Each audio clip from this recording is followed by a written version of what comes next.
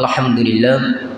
হাজি হেদায়েতুল্লাহ বাইতুল মামুর জামে মসজিদের সম্মানিত মুসলিম ইকরাম, পর্দানিশীন সম্মানিতা মা ও বোনেরা, মহান আল্লাহ রাব্বুল আলামিনের দরবারে অসংখ্য অগণিত শুকরিয়া আদায় করি যে আল্লাহ রাব্বুল আলামিন দয়া করে, মায়া করে, মোহাব্বত করে, ভালোবেসে 10 মায়ের 10 সন্তানকে একত্রিত হয়ে জুড়ে মিলে বসার মতো যে আল্লাহ সুযোগ করে দিলেন, আল্লাহ পাকের দরবার প্রাণ খুলে অন্তরস্থল থেকে কালিমাতুশ শুকর আদায় করি। সকলে একযোগে বলি আলহামদুলিল্লাহ। আরও জোরে বলি আলহামদুলিল্লাহ।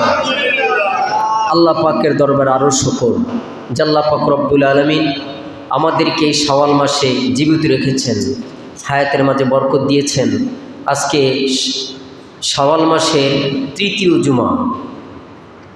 আল্লাহ পাক রব্বুল আলামিন আমাদের সকলকে দুনিয়াবি কাজকর্মকে ফারিক করে উত্তম রূপে উজু গোসল করে মহান আল্লাহ রব্বুল আলামিন তার ঘরে, পবিত্র স্থান আল্লাহ পাকের ঘরে আমাদেরকে সকলকে বসাইয়া দিলেন। এজন্য কালিমাতুশ শুকর আদায় করে আলহামদুলিল্লাহ। আল্লাহ ইচ্ছা করলে আমাদেরকে অন্যান্য কাজকর্মেও ব্যস্ত রাখতে পারতেন। আল্লাহ পাকের হুকুম, মহান এক হুকুম আমাদের দ্বারা আল্লাহ তাআলা সুসম্পন্ন করাবেন। আলহামদুলিল্লাহ। আজকে জুমার নামাজ বালেক থেকে শুরু করে মুরব্বী পর্যন্ত সকলের উপর আজকের জুমার নামাজ ফরজ, বাচ্চাদের জন্য নয়। 7 বছর থেকে মুরব্বী পর্যন্ত সকলের উপর আজকের জুমার নামাজ ফরজ। এই আজকের ফরজ কজনে আদায় করবে, আর কজনে আমরা আদায় করতেছি আর কজনে করবে না? অনেকেই করবে না। অনেক মানুষ আজকে জুমার নামাজ থেকে বঞ্চিত থাকবে, নামাজই পড়বে না। সে থেকে আল্লাহ পাক রব্বুল আলামিন যাচাই বাছাই করিয়া আমাদেরকে তার কুদরতে হাতে ধরে ধরে আমাদেরকে তার ঘরে আনাই দিলেন, বসাই দিলেন। আলহামদুলিল্লাহ। ভাইয়ের আমার, বন্ধুরা আমার, আজকে কথা বলবো কিছু নামাজ সম্পর্কে। কি সম্পর্কে? নামাজ। যে নামাজ প্রত্যেকটা মানুষের মূল ফাউন্ডেশন, সেই নামাজের মতো হয় না। সমস্যাটা কোথায়? এই নামাজ যদি নামাজের মতো না হয়, এই নামাজ দিয়ে পরকালে কিচ্ছু হবে না। নামাজ রিটার্ন আমাদের চেহারায় ফিক্কা মারবে।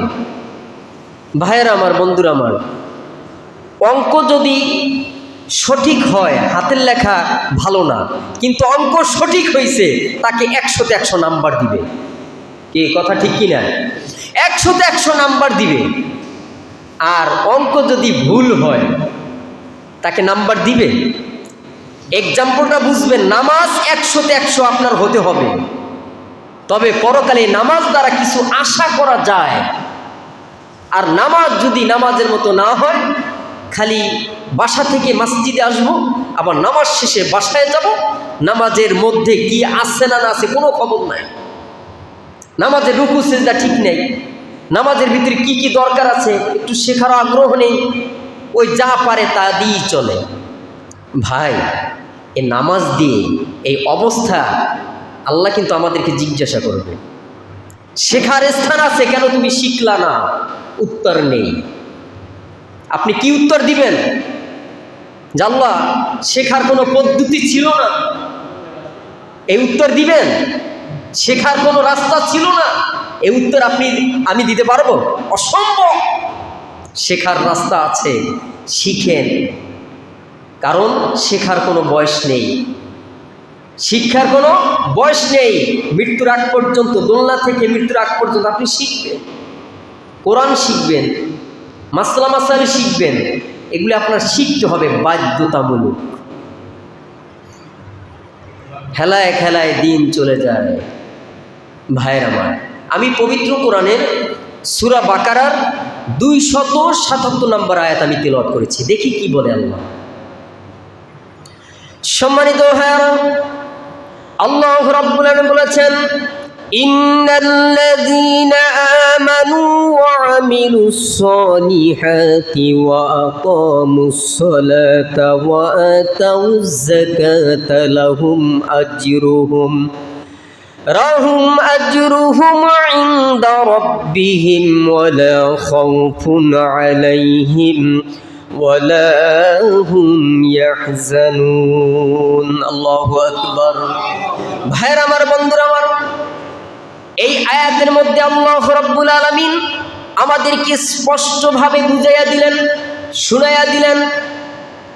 আল্লাহ তাআলা বললেন, নিশ্চয়ই যারা ঈমান গ্রহণ করেছো, যারা ঈমান গ্রহণ করেছো, নেক আমল করেছো এবং নামাজের পাবন্দি করেছো, 5 ওয়াক্ত নামাজ তোমরা কন্টিনিউ জামাতে আদায় করতেছো, নামাজ আদায় করতেছো, যাকাত আদায় করছো, যাকাত দিয়েছো, আল্লাহ রাব্বুল আলামিনের কাছে তোমাদের সওয়াব রেসানি সংরক্ষিত রয়েছে।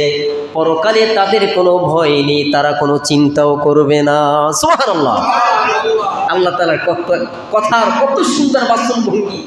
আল্লাহ বললেন, নিশ্চয় যারা ঈমান গ্রহণ করেছো, নেক আমল করেছো এবং নামাজের পাবন্দি করেছো, নামাজ আদায় করেছো, যথাসময় নামাজ আদায় করেছো বান্দা, এবং যাকাত দিয়েছো, তোমাদের জন্য আল্লাহ তাআলার কাছে তোমাদের সওয়াব রেসানি আল্লাহ রাব্বুল আলামিন সংরক্ষিত করে রেখেছেন, জমা করে রেখেছেন।